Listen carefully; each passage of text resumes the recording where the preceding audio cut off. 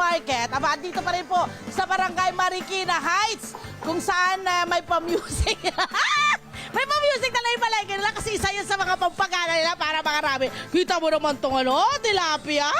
Napakalaki, masarap to ihawin, prito. Tingnan, malika.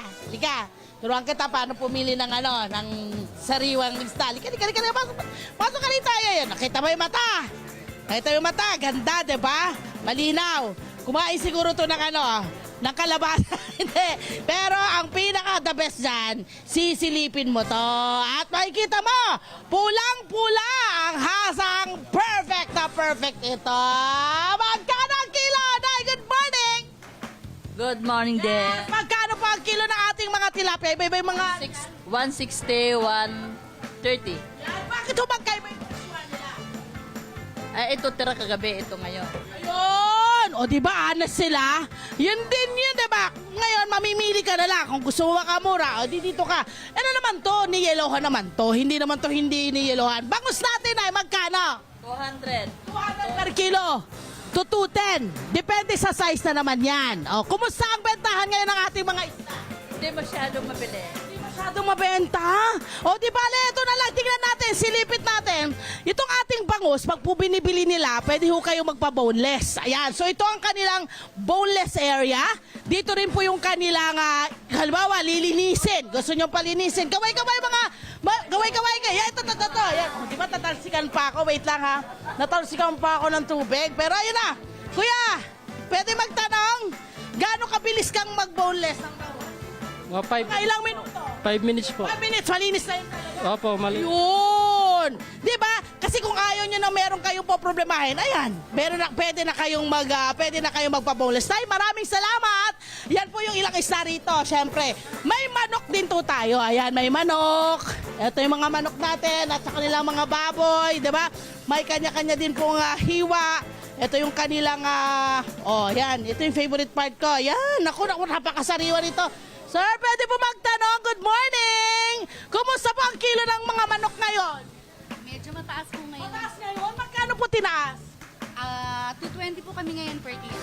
220 per kilo. Puna po yun. Yes po, sa po. Ayun. Pero yung mga, halimbawa, choice cuts, po pa kaya nito.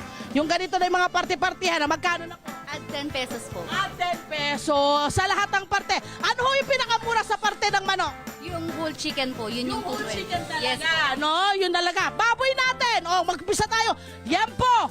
Yan na, liempo. Magkano ang liempo? Naku, masarap tong ihaw. Magkano liempo? 20 po sa liempo. 420. Yes. Okay, yung ating mga kasim, yung ating mga laman-laman, bigyan magkano? 370 naman po per kilo. Ayun ang medyo mura-mura ng konti. Yung ating mga buto-buto. Ay, ito. Di ba ito yung ma'am? Magkano po yung mga ganito natin? 300 po. Yan, yan yung mga pangsigaw, pangsabaw. Kumusta ho ang datingan ng ating mga suki dito sa inyong tindahan? Okay naman po, okay naman. Marami naman. Yes po, nakakaubos naman. Meron ho bang mas maraming bumibili ngayon? Yung mga bultuhan, yung wholesale. Kami po meron, itong binabasta niya, for order po yan sa resto. Narinig niyo yon? Yung binabasta niya. Ayan, yung hinihiwa-hiwa, piniprepare. Maraming salamat, ma'am. Okay, dito tayo gulay. Good morning po. Ayan, may kumakain dito. Maraming mga kumakain. Ay, dito tayo.